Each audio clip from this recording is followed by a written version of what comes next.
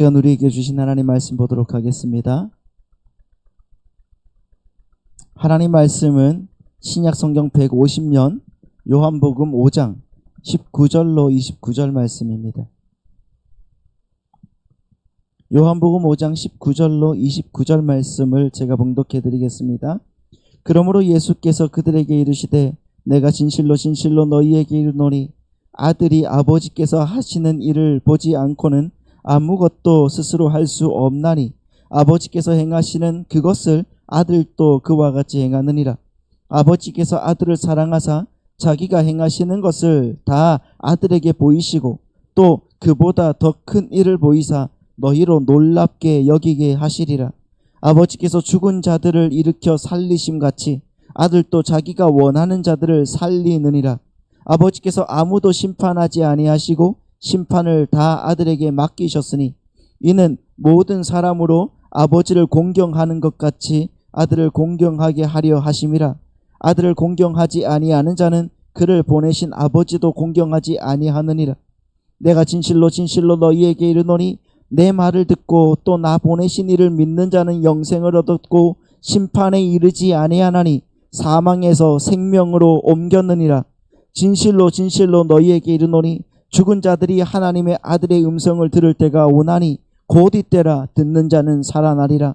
아버지께서 자기 속에 생명이 있음같이 아들에게도 생명을 주어 그 속에 있게 하셨고 또 인자 됨으로 말미암아 심판하는 권한도 주셨느니라. 이를 놀랍게 여기지 말라. 무덤 속에 있는 자가 다 그의 음성을 들을 때가 오나니 선한 일을 행한 자는 생명의 부활로 악한 일을 행한 자는 심판의 부활로 나오리라. 아멘. 오늘 또 주님의 그 사랑과 능력이 우리 사랑하는 성도님들 삶에 가득하기를 소망합니다. 아멘. 우리 다시 한번 인사하겠습니다. 하나님께서 우리에게 큰 일을 행하십니다. 다시 한번요. 우리에게 역사하시는 하나님은 세상보다 크십니다. 시작. 할렐루야. 우리 세상보다 그 크신 하나님만 바라보고 주님께 나아가는 우리 성도님들 되시길 바라고 축복합니다. 우리가 지난주에 안식일에 대해서 함께 생각을 해봤습니다. 그렇죠? 기억이 나십니까? 혹시 다 기억이 나시죠? 그러니까 하나님께서 창조하실 때 복을 주셨잖아요. 그렇지 않습니까? 창조하실 때 복을 주셨는데 그 복을 주신 두 가지가 있는데 누구에게 복을 줬다고요? 사람과 안식일에 복을 주셨다.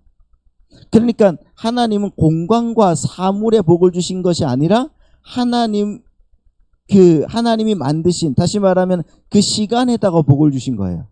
그렇죠. 인간과 시간에다가 복을 주시고 그것을 거룩하게 하셨다는 말입니다.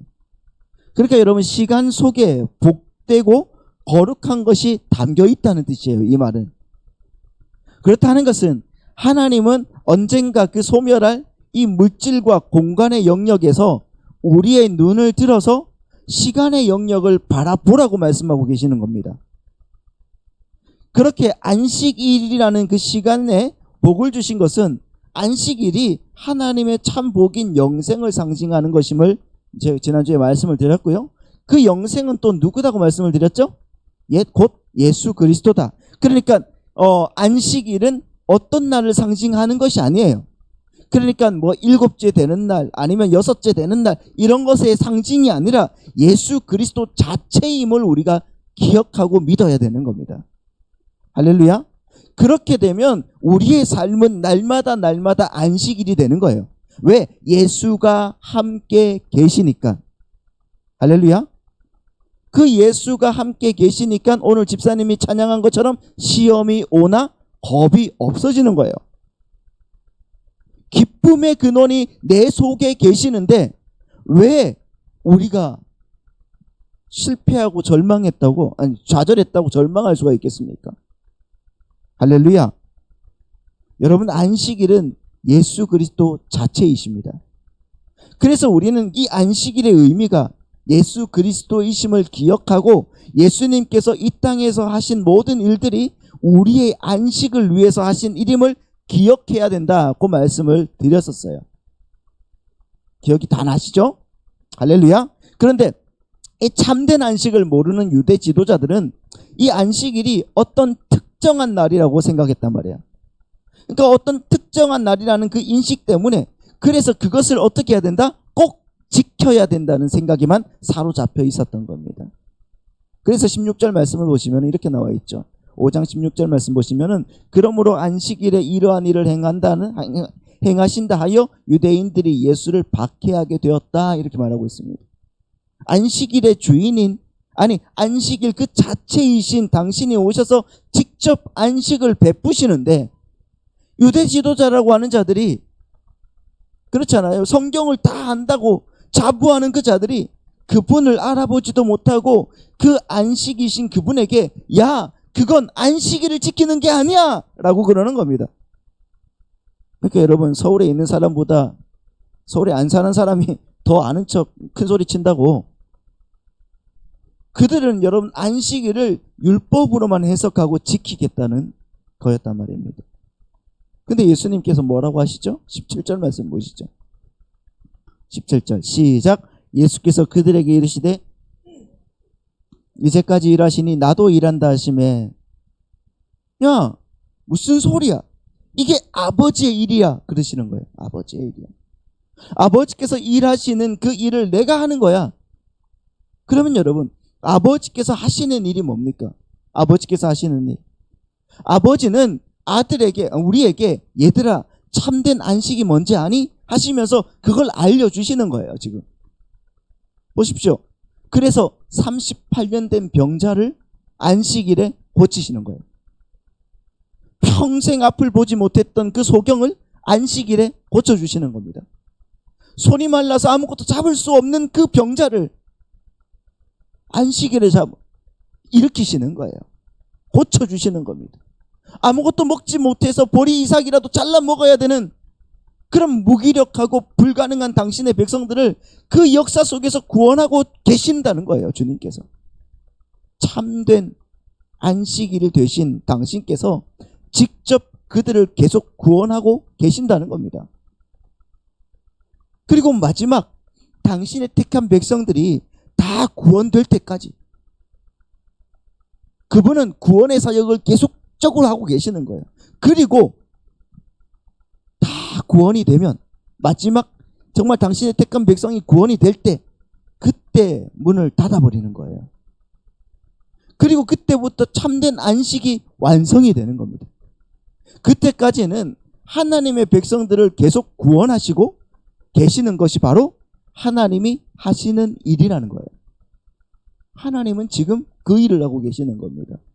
마지막 때까지 하나님의 백성들을 찾으시고 그렇죠. 찾으신다고 하면 좀 그렇지만은 아무튼 그들을 건져 올리시고 계시는 거예요. 그러니까 하나님은 지금 참된 안식의 완성을 위해서 당신의 백성들이 예수 그리스도를 믿게 하는 일을 하고 계시는 거예요.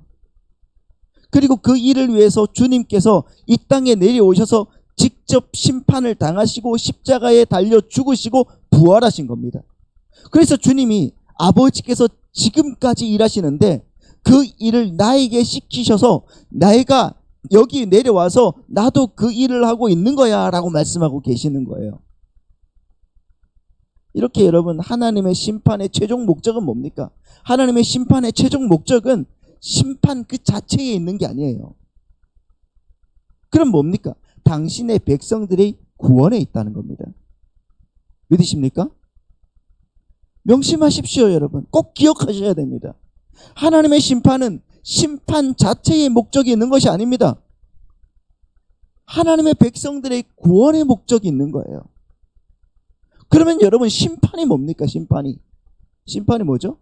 하나님께서 적은 무리의 당신의 백성들을 순결하게 보존하시고 구별하시기 위해서 더러운 죄와 죄인들을 전부 다 어떻게 노아의 홍수처럼 익사시켜 버리시고 그리고 마지막 때 태워버리는 것이 바로 심판인 거예요. 그러니까 그것은 구원받은 성도들에게 뭐가 되는 겁니까? 유익이 되는 거예요. 심판은 곧 우리에게는 유익이라는 겁니다. 그렇죠. 그래서 우리는 그날을 기다린다고 하는 거예요. 심판의 날을 기다린다고 하는 겁니다. 그리스도인들은. 그리고 그 심판이라는 그 동전의 바로 뒷면이 뭡니까? 구원이라는 겁니다. 구원. 그렇게 이 쓰레기를 싹 쓸어버려야지 구원이 완성이 되는 거예요. 그러니까 심판의 날은 우리에게 대망의 날인 거예요. 기대의 날이고 소망의 날이 되는 겁니다. 그래서 하나님의 심판과 구원은 동전의 양면처럼 함께 공존하는 겁니다. 그래서 하나님의 심판은 그 새 창조를 위한 더러운 쓰레기를 청소하는 작업인 거예요. 그래서 우리 성도들은 불이 쏟아지는 그 최후의 심판을 두려워하지 말아야 됩니다. 두려워 말고 오히려 기다리는 자들이 되어야 된다는 것입니다. 여러분 어떠십니까? 지금 그날을 기다리고 계십니까? 할렐루야? 아니면 아직도 무서우세요? 우리는 이 땅에서 그거 확인하고 가는 겁니다. 성경은 그렇게 더러운 쓰레기들과 어두움들이 청소가 되는 거예요. 청소가 되고 하나님의 새 창조가 완성이 되는 그 최후의 그림을 크고 작은 그 모형으로 우리에게 보여주고 있거든요. 한번 생각을 해보십시오. 그러니까 노아의 홍수 사건이든가 아니면 바벨탑 사건이든가 소돔과 고모라 그 사건 등등 이런 모든 것들을 한번 생각을 해보십시오. 이런 사건들이 바로 그 최후의 심판의 모형으로 등장하고 있는 거예요. 하지만 이런 사건들은 심판에 초점이 있는 것이 아니죠. 그렇죠. 그것을 통하여서 꼭 누군가가 구원을 받는다는 거예요. 하나님의 백성들을 하나님이 남기시는가에 그 속에서 초점이 있는 거란 말입니다. 거기에 여러분의 관심을 두고 보시는 거예요. 세상 사람들처럼 우리 심판받으면 어떻게 하지? 이게 아니라 하나님은 이 심판 속에서도 나를 구원하시겠구나. 할렐루야. 그것을 기억하며 살아가는 겁니다. 문제는 금방도 말씀을 드렸지만은 세상은 이런 생각을 하고 살면은 진다고 생각하는 거예요. 그래서 자기들만의 바벨탑을 쌓아가는 겁니다. 그렇지 않습니까? 오늘은 바벨탑 이야기를 잠깐만 해볼게요. 우리 창세기 11장 3절 4절 말씀 보시면은 이렇게 나와 있죠. 우리 다 같이 한번 읽어볼게요. 시작.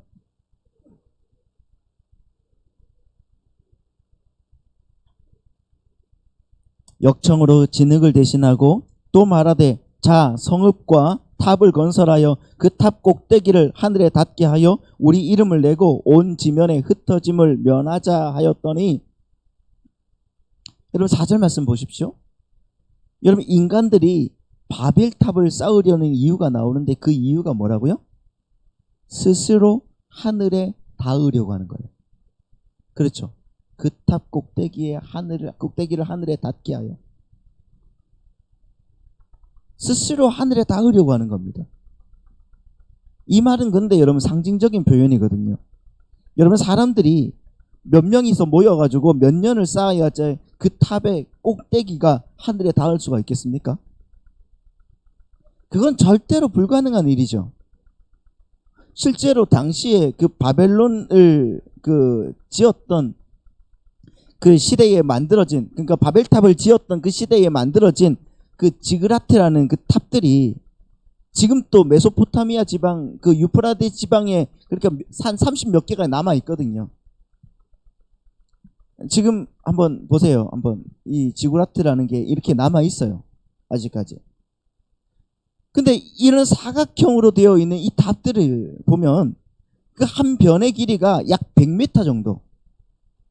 그 정도예요. 그러니까 밑변이 100m인 탑이 얼마나 높게 쌓으면 얼마나 높게 쌓을 수 있겠습니까? 여러분 지금 남아있는 이 지그라트 중에 가장 높은 탑이 거의 한 20m 정도랍니다. 20m. 그리고 그 탑들은 사각형 계단식으로 되어 있어서 5층, 6층마다 이렇게 쉴 데가 있어요. 그렇죠? 쉴 데가 있었어요. 그래서 복판에서 계단을 사용해서 중간중간 쉬면서 꼭대기까지 올라가게 되어 있었단 말입니다. 그리고 그 탑들의 꼭대기에는 신들에게 제사를 지내는, 우상에게 제사를 지내는 그 신전과 제단이 함께 있었습니다. 여러분, 바벨탑이, 생각을 해보세요. 이제부터 바벨탑이 아무리 대형 탑이라고 할지라도 그 당시의 건축술의 그 한계를 보여주는 그러한 지그라트들과 크게 다르지 않았을 거란 말이죠. 지금 그런 탑들이 30여 개 남아 있는데 그보다 더 웅장한 탑들이 없다는 것은, 지금 없다는 것은 그 당시의 건축술이 평균적으로 이 정도였다는 거예요. 바벨탑이 그것보다 몹시 굉장히 크진 않았을 거란 말입니다. 우리는 생각을 하잖아요. 진짜 어디야, 롯데 월드 그 타워, 그것만큼 올라갔을 거다, 이렇게 생각을 하잖아요. 아니에요. 그만큼 올라갈 수가 없단 말입니다. 그러니까 여러분, 바벨탑의 진짜 의미가 뭔가? 바벨탑의 진짜 의미는 인간들이 하나님께 대항해서 자신들이 만든 그 우상을 섬기고 하나님의 존재를 멸시하려는 의도로 만든 탑이랑, 그게 바로 바벨탑이라는 거예요. 그래서 여러분, 바벨탑 꼭대기를 하늘에 닿게 하려고 했다, 이렇게 표현하는 겁니다. 뿐만 아니라 이 말 속에는요, 하나님께서 허락하신 그 대홍수를 겪었던 인간들이 하나님의 심판을 스스로 피해 보겠다는 그 의도로 포함되어 있는 거예요. 그러니까 높은 탑을 쌓아서 그 진노의 홍수에서 이제 벗어나 보자. 하나님은 여러분, 이제는 홍수로 멸망하지 않겠다고 분명하게 말씀하셨잖아요. 그런데 그거 믿지 않는 겁니다. 그 의도가 그들 속에 포함되어 있는 겁니다. 홍수를 피해보자. 그러니까 우리가 하늘에 닿자라는 이 말은 한마디로 하나님과 한번 맞짱 한번 떠보자, 이거예요. 그걸 진짜 하늘 꼭대기까지 쌓아 올라가서 수천 년이 걸려도 하여튼 쌓아 올라가서 우리 스스로 천국에 가자, 이런 말이 아니었단 말입니다. 우리가 방심하다가 홍수에 그냥 다 멸절당해버렸는데, 우리가 잘 준비해서 탑을 쌓아서 그 홍수로부터, 내가 하나님의 진노로부터 벗어나자는 거는, 그럼 무슨 말입니까? 이거는 인간의 죄성이 그 안에 들어가 있었다는 말이에요. 하나님의 말을 못 믿는 거잖아요. 이 바벨탑에 관한 이야기는요, 여러분, 실제로 바벨론의 역사를 기록한 바벨론의 역사책 에누마 엘리시에 기록이 되어 있어요. 그 책 6권에 55절부터 64절 사이에 이렇게 기록이 되어 있는데, 에텐메난키라고 그 이름의 탑으로 그 바벨탑의 이름이 정확하게 기록이 되어 있습니다. 그러니까 여러분, 이 말을 해드리는 이유가 뭐겠습니까? 이 바벨탑 사건은 신화가 아니라 역사 속에서 실제했던 탑이라는 겁니다.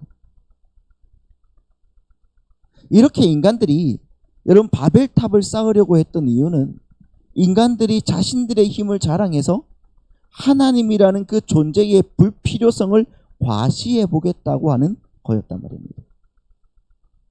자기들이 용사인데, 자기들이 영웅인데, 왜 나에게 하나님이 필요하고, 왜 내가 하나님께 순종하며 살아야 되냐는 거예요. 그게 여러분 보세요, 아담과 하와의 죄였단 말입니다. 그렇지 않습니까? 왜 우리가, 하나님의 형상을 받은 우리가 왜 하나님께 순종하며 살아야 돼? 왜 선악과를 따먹지 말라는 그 말을 왜 내가 듣고 살아야 돼? 나도 하나님처럼 되고 싶어. 그게 선악과를 따먹은 이유잖아요. 바로 그게 바벨탑으로 그대로 이어지고 있는 거란 말이에요. 그러한 사실을 뒷받침해주는 단어가, 우리 11장 3절을 다시 한번 보시겠습니다.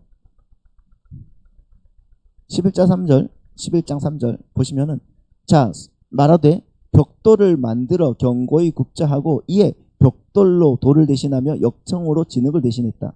벽돌과 역청이라는 단어가 나오죠. 당시는 여러분 고대 시대예요. 고대 시대의 건축물은 대부분 뭐였습니까? 돌과 진흙으로 지어진 건물이었죠. 그런데 이때부터 벽돌이라는 것이 등장했습니다. 벽돌은 인간이 자기들을 스스로 보호하기 위해서 만들어낸 문명과 문화의 대표적인 상징인 거예요. 하나님이 창조하신 돌을 그냥 사용하는 게 아니라 돌과 대비해서 그 인간들이 고안해낸 그 진흙을, 그렇잖아요, 불에 구운 벽돌이라는 것이 등장했단 말이에요. 이 바벨탑이 세워진 유프라데스 강 주변은 여러분 삼각주 지역이에요. 삼각주 지역은 진흙이 많죠. 진흙이 많았고 돌이 별로 없었습니다. 그게 삼각주 지역의 특징이란 말이에요. 그래서 그들은 건물을 지을 때 자기들의 지혜로 만들어낸 벽돌을 사용하였다고요. 벽돌을 진흙으로 연결한 것도 아니고 벽돌을 역청으로 연결해서 사용했다. 역청이 영어로 뭔지 아십니까? 아스팔트라고 해요. 아스팔트. 그러니까 당시에 이미 아스팔트를 사용하고 있었던 거예요. 지금 우리 깔리는 아스팔트 있잖아요. 이게 그때 당시에도 사용이 됐단 말입니다. 여담으로 여러분, 이 아스팔트를 딱 보고 세계적인 부자가 된 사람이 누군지 아십니까?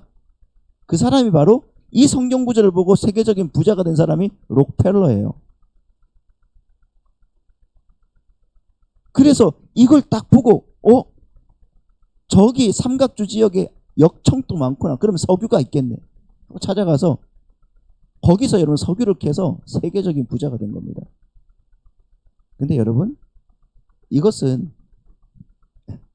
부자가 되라고, 성경은 부자가 되라고 우리에게 말씀해 주는 게 아니에요. 성경은 예수 그리스도를 찾는 겁니다. 성경 속에서 부자가 되려고 찾으려면 안 됩니다. 아무튼 여러분, 그렇게 세상의 성과 탑은 인간들의 지혜와 인간들의 자원과 인간들의 힘으로 지어지는 것인 반면에 요한계시록에 하나님이 세우시는 거룩한 성, 새 예루살렘, 새 하늘과 새 땅은 무엇으로 지어져 있다고 그러죠? 우리가 수요일날 요한계시록만 잘 들으면 알 수가 있는데 거기는 여러분 상징적이지만 보석으로 되어 있다고 그래요. 그 보석이 뭐라고 그랬습니까? 보석이. 예? 보석이 뭐죠? 보석은 하나님의 귀한 돌이잖아요. 그렇죠. 창세전에 당신이 택한 백성들이 보석인 거예요. 그렇게 여러분 보십시오. 이 세상의 것들, 세상의 문명이나 세상의 문화나 이 세상의 힘들은 다 인간의 지혜로, 인간의 자원으로 만들어 놓은 것이기 때문에 언젠가는 싹 없어질 거예요. 맞습니까? 그렇지만 하나님이 하나님의 것으로 만들어 놓은 저 새 하늘과 새 땅과 그 안에 있는 보석 같은 하나님의 백성들만 어떻게 된다? 영원할 것이라고 여러분 이렇게 창세기와 요한계시록을 통하여서 대조하고 있는 거예요. 우리만 영원할 것이라는 거예요. 믿으십니까? 그러니까 여러분, 우리는 이 땅의 것들에 눈을 두고 살면 안 된다는 겁니다. 그것을 여러분 성경을 통해서 볼 수 있어야 돼요. 여기서도 극명하게 인간의 행위와 하나님의 은혜가 양극으로 대조되어 나타나고 있잖아요. 인간은 그 존재 자체의 시작조차 자신들의 행위와 전혀 상관없는 자들이었단 말입니다. 존재 자체도 그래요. 하나님의 백성인 아담과 하와가 하나님에 의해서 창조되었다는 것은요, 하나님의 백성은 하나님의 은혜에 의해서 탄생이 되는 것이고 하나님의 은혜에 의해서 존재하는 사람들임을 보여주고 있는 거란 말입니다. 그래서 하나님은 당신의 백성들에게 선악과를 따먹지 말라고 명령하신 겁니다. 그 말은 다른 말로 하나님의 백성은 자신들의 선과 악에 관계없이 뭘로 존재한다? 은혜로 존재한다는 것을 보여주고 있는 겁니다. 여러분, 선악과를 따먹고 선악을 알게 되는 것이 솔직히 여러분 많은 사람들이 생각하기에 좋은 것 아닙니까? 선악을 알게 되면? 네? 많은 사람들이 그렇게 생각하잖아요. 우리 말고. 그런데 선악을 아는 그 나무의 열매를 먹는 것이 심판의 근거가 되었단 말입니다. 그 말은 인간은 그 존재 자체가 은혜로 시작해서 은혜로 끝나는 것이지, 은혜로 존재하는 것이지, 그 자신들의 그 어떤 선한 행위를 보태서 하나님의 자녀가 되는 것이 아님을 보여주는 거란 말입니다. 이때 아멘 좀 해보십시오. 그런데 그러한 인간들이 하나님처럼 되겠다고 자신들의 힘과 행위로 하늘에 막 닿으려고 하고 있는 것이 바로 바벨탑의 정신이고 그 바벨탑의 현장이라는 거예요. 근데 여러분, 이게 지금 우리 세상이 아니냐고요. 오늘날 우리 세상도 마찬가지 아닙니까? 인간들은 지금 바벨탑을 쌓고 있는 겁니다. 하나님에 의해 주도되는 하나님의 나라 대신에 자신들의 힘과 지혜로 세운 인간의 나라, 지상 낙원을 세우겠다는 거예요. 유토피아 한번 만들어 보겠다는 겁니다. 그래서 돌 대신, 진흙 대신, 이 대신이라는 단어가 연거푸 반복해서 등장하는 거예요. 대신. 따라서 여러분, 하늘에 닿으려는 바벨탑은 단순히 탑의 문제가 아니에요. 그 속에 담긴 영웅주의와 그 거대주의, 그리고 거인 숭배 사상에 빠진 인간들의 마음을 상징하는 거란 말이에요. 그래서 하나님은 그 바벨탑을 심판하러 내려오셔서 어떻게 하시죠? 그 바벨탑을 심판하러 내려오셔서 그 바벨탑을 부수십니까? 아니에요. 바벨탑을 부수시지 않으시고 인간들을 그냥 흩으신 거예요. 바벨탑이 문제였으면은 바벨탑을 부수셨겠죠. 근데 탑은 그냥 내두시고 인간들을 흩으셨단 말입니다. 심판의 대상은 하나님 대접하지 않는 인간의 죄성이었다는 말이죠. 그러니까 우리는 자꾸 생각하는 게, 야, 우리가 진짜 저 고지 꼭대기에 올라가서 정말 우리 영웅이 되어서, 야, 예수를 믿으면 저렇게 잘 나가고 저렇게 부자가 되고 저렇게 권세를 잡고 저렇게 병 없이 살게 되는구나를 그걸 보여주는 그러한 거대 숭배 사상, 거인 숭배 사상, 영웅주의, 그 입각해서 그 신앙생활을 하는 것이 아니란 말입니다. 우리는 그게 아니라 우리는 낮은 곳으로 내려가서 서로 섬겨주고 사랑하고 용납해주고 용서해주는 그러한 모습 속에서 진정한 영웅이 되는 거예요.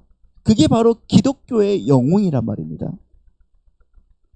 성경은 분명하게 말씀하고 있어요. 이 세상에서 영웅으로 대제국으로 떵떵거리면서 살다간 그들을 가리켜서 뭐라고 합니까? 저주받은 자의 후손이라고 얘기하고 있습니다. 그 말은 이 세상의 화려함은 하나님의 축복과는 전혀 상관이 없다는 것을 보여주고 있는 겁니다.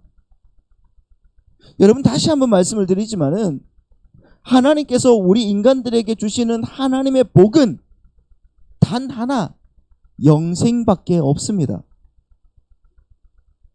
영생이 바로 구원이에요. 왜? 영생은 곧 예수 그리스도이기 때문에 그분을 내가 잡는 게 아니라 그분 앞에 잡히는 것이 바로 구원이란 말이에요. 복이라는 것은 바라크라고 하죠. 이 바라크라는 것은 어떤 의미인가? 하나님의 생명력을 말하는 거예요. 하나님의 생명력은 바로 하나밖에 없어요. 영생, 구원인 거예요. 여러분, 영생을 잃은 자들에게 영생을 회복시켜 돌려주는 거, 그게 바로 복이란 말입니다. 그래서 하나님은 아브라함을 막 이렇게 갈대아 우르에서 그 좋은 바벨론에서 끌어내시면서 뭐라고 해요? 내가 너에게 복을 준다. 복의 회복을 선언하신 거예요. 세상의 힘은 하나님의 복과 전혀 상관이 없는, 전혀 무관한 거란 말입니다. 여러분, 시편 133편을 보십시오. 133편 3절 말씀을 보시면 이렇게 나와 있죠. 같이 있습니다. 시작.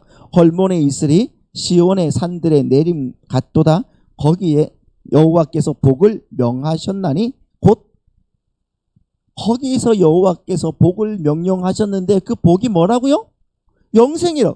복은, 여호와의 복은 곧 영생이란 말입니다. 영생. 하나님의 복은 이 세상에서 결론 지어지는 것이 아니란 말이에요. 물론 여러분, 이 세상 모든 것이 존재하고 있는 것 자체가 하나님의 생명력, 즉 하나님의 복에 기인한 것이 맞습니다만, 하나님의 생명력이 떠나면은 우주를 붙들고 있는 이 질서는 어떻게 되겠습니까? 한 번에 무너지는 거예요. 그러니까 지금 이 우주와 우리의 존재는 하나님의 복에 의해서 지탱이 되고 있는 겁니다. 그 하나님의 복이 이 세상에서 완전하게 사라지는 그날을 지구의 종말, 우주의 종말이라고 하는 것이고 완전히 소멸되는 날이라고 하는 거예요. 그렇게 여러분, 이 세상의 존재 자체가 하나님의 복에서 기인한 것이지만, 하나님께서 하나님의 백성들에게 부어주셔서 마지막 날에 완성이 될 하나님의 참 복은 뭐다? 영생이다. 할렐루야. 따라해보시죠. 영생. 그렇죠. 영생입니다. 따라서 진정한 영웅, 진정한 영걸은, 진정한 복 받는 사람은 이 세상에서 떵떵거리면서 자신을 자랑하면서 건강하게 살아가는 자들이 아니라 이 세상이 전부가 아닌 것을 깨달은 사람인 거예요. 이 세상이 전부가 아니구나. 이 세상이 전부가 아닌 것을 알고 이 세상에서 눈을 돌려서 이제는 영생이 있다는 것을 알고 그 영생을 바라보면서 영생을 추구하는 자들이 진정한 하나님 앞에서의 영웅이고 영걸인 거예요. 그렇다는 것은 이 세상에서 영웅이 되려고 하는 자들은 모두 다 뭘 받은 자들이다? 저주를 받은 자들이라는 겁니다. 기억하십시오. 지금 우리 자신만을 한번 돌아보십시오. 나를 한번 돌아보세요. 지금 내가 하나님을 이용하고 나의 자원을 이용해서 내 이름을 드러내고 내가 영웅이 되려고 하고 있다면 그 사람은 저주를 받은 사람인 겁니다. 그게 창세기에 나온 니무롯인 거예요. 그게 바벨론을 짓던 사람들이고요. 그게 바로 바벨의 정신인 겁니다. 우리는 하나님 앞에서 영웅이 되는 게 아니에요. 영걸, 높은 사람이 되는 게 아닙니다.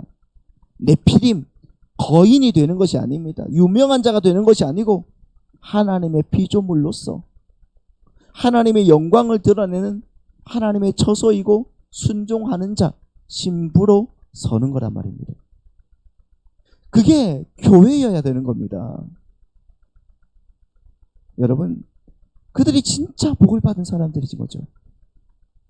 믿으십니까? 고린도전서를 보세요. 고린도전서 3장 18절 말씀 보세요. 같이 한번 읽을까요? 시작. 아무도 자신을 속이지 말라. 너희 중에 누구든지 이 세상에서 지혜 있는 줄로 생각하거든 어리석은 자가 되라. 그리하여야 지혜로운 자가 된다. 너희 중에 누구든지 이 세상에서 지혜 있는 줄로 생각하는 자는 어리석은 자가 되어야 돼. 그리하여야 지혜로운 자로 하나님께서 만들어 주신다는 거예요. 19절 20절 말씀 보세요. 시작. 이 세상 지혜는 하나님께 어리석은 것이니 기록된 바 하나님은 지혜 있는 자들로 하여금 자기 꾀에 빠지게 하시는 이라 하셨고 또 주께서 지혜 있는 자들의 생각을 헛것으로 아신다 하셨다. 그렇잖아요, 여러분. 이 말씀을 보면은 뭐라고 하는 겁니까? 똑똑한 채 하지 말라는 겁니다. 교회 안에서 너희들 똑똑한 채 하지 마. 잔꾀 부리지 말라는 거예요. 하나님 앞에서 잔꾀 부리고 자기 머리를 사용해서 자기 지혜를 사용해서 영웅이 되려고 하지 말라는 겁니다. 하나님 앞에서는 그 모든 인간들의 지혜가 다 뭐라고요? 미련한 것이다. 마태복음 11장 23절 말씀 보십시오. 가버나움아 네가 하늘에까지 높아지겠느냐? 이렇게 말하고 있죠. 자기들이 높다고 생각하고 있는 이 사람들에게 가버나움아 네가 하늘에까지 높아지겠느냐? 그 다음에 뭐라고 하고 있어요? 음부에까지 낮아지리라. 음부에까지 낮아지리라. 여러분, 우리가 아무리 높은 채 한다고 할지라도 하나님 아니면은 우리는 음부에까지 낮아지는 겁니다. 지옥에 떨어진다는 거예요. 마태복음 또 보십시오. 23장 10절 말씀 보십시오. 10절. 23장 10절 말씀 보면 이렇게 나와 있죠. 또한 지도자라 칭함 받지 말라. 너희의 지도자는 한 분이시니 누구다? 그리스도시니라. 너희 중에 큰 자는 너희를 섬기는 자가 되어야 하리라. 누구든지 자기를 높이는 자는 낮아지고 누구든지 자기를 낮추는 자는 높아지리라. 이게 하나님 나라의 원리라는 거예요, 여러분. 이게 아버지께서 우리에게 하시는 일이란 말입니다. 여러분이 이 땅에서 영웅이 되려고 한다면은 여러분은 지금 하늘나라에서 가장 낮은 곳 어디예요? 그러면 가장 낮은 곳이 무저갱이에요. 무저갱, 음부예요. 그렇죠? 음부란 말이에요. 밑바닥이 없는 그 캄캄한 동굴, 그것을 무저갱이라고 하는 거잖아요. 그러니까 여러분 이 땅에서 영웅이 되려고 하지 말라는 겁니다. 10절 말씀 다시 한번 보여주시겠어요? 10절 다시 보시면은 하나님께서 인정하는 자, 인정하는 지도자, 왕, 그 유일한 영웅은 누구다는 거예요? 그러면 예수 그리스도시다. 한 분이시니까.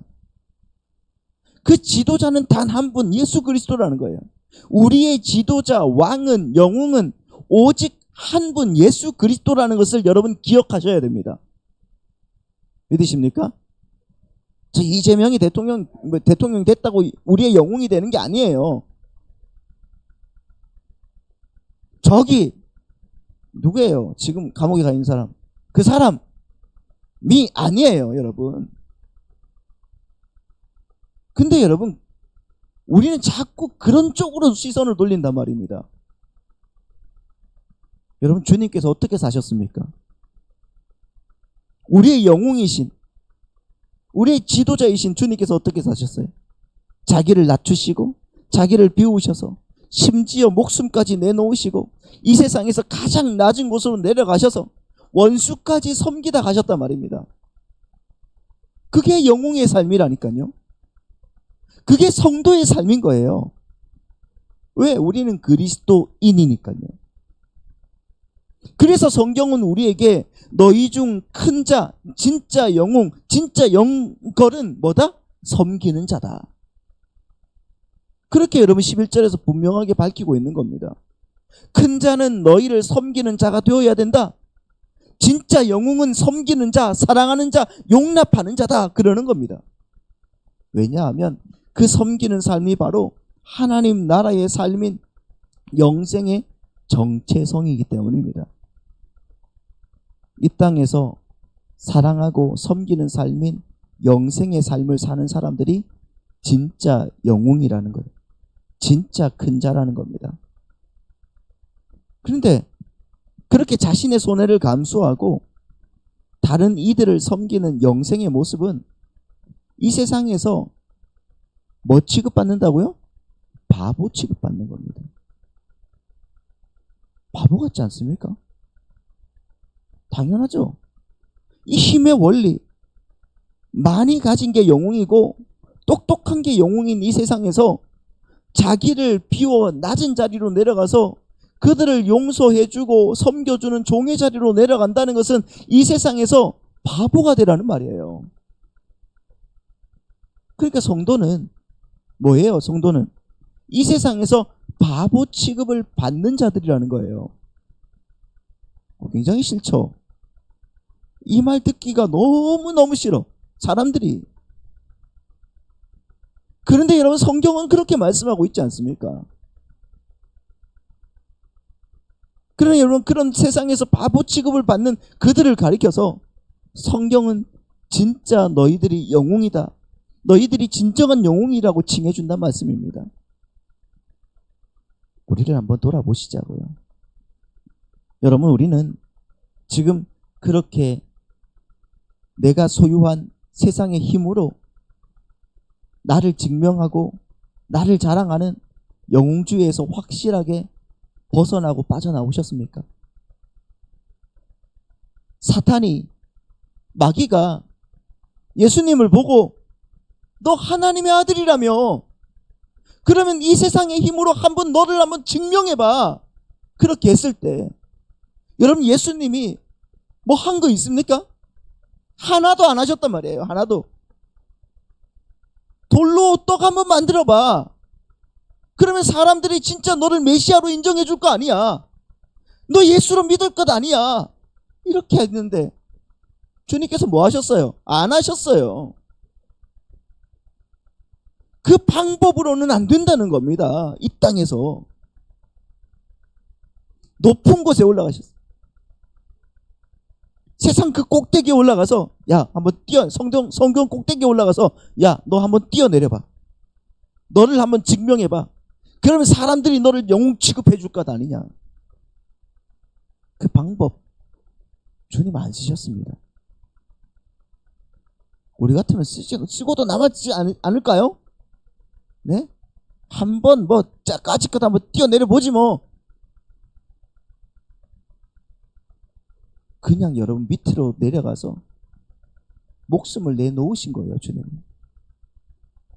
섬겨주고 사랑해주고 용서해주고. 여러분이 그 자리로 지금 빠져나오셨냐 말이에요. 여러분 주님께서는 요한계시록에서 그렇게 말씀하세요.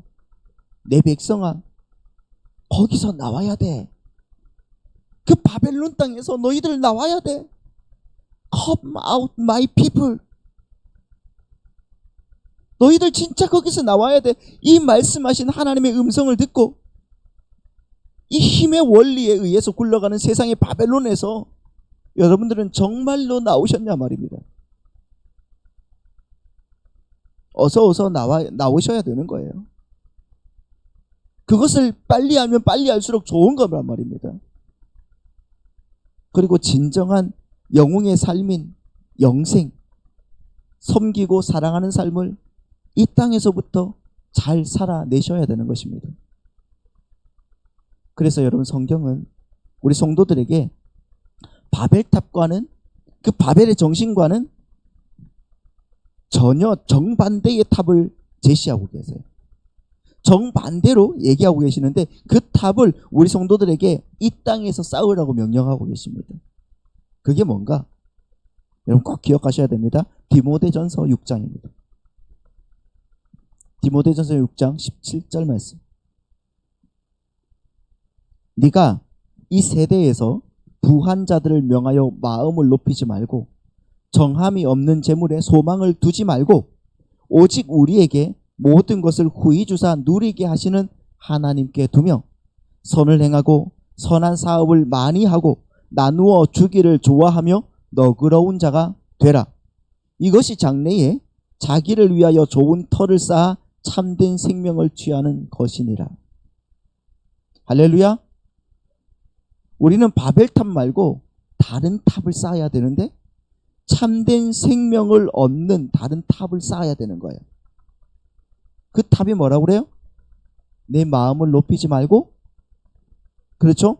정함이 없는 재물에 소망을 두지 말고 그 마음을 하나님께 두고 그리고 선한 일을 행하고 선한 사업을 많이 하고 많이 나누어주고 불쌍한 사람들을 향해서 동정하는 마음을 갖는 것.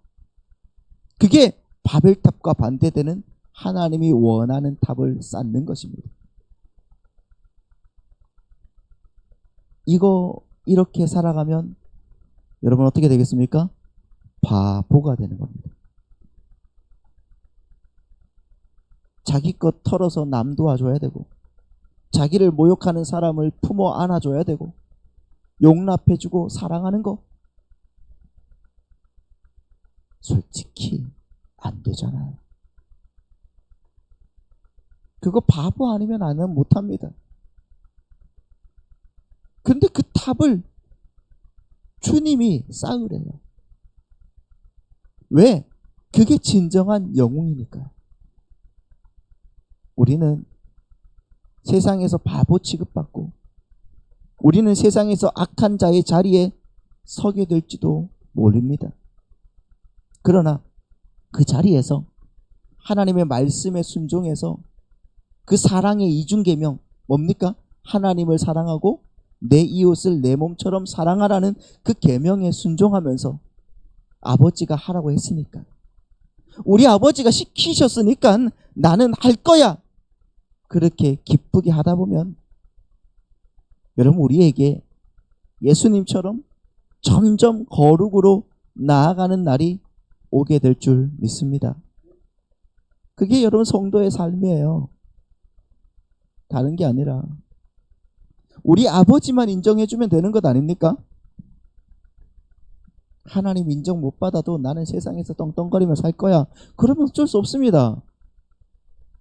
하지만 여러분, 하나님 말씀을 받은 여러분이라면 이제는 아버지가 하시는 일을 따라서 해 나가시기를 축복합니다.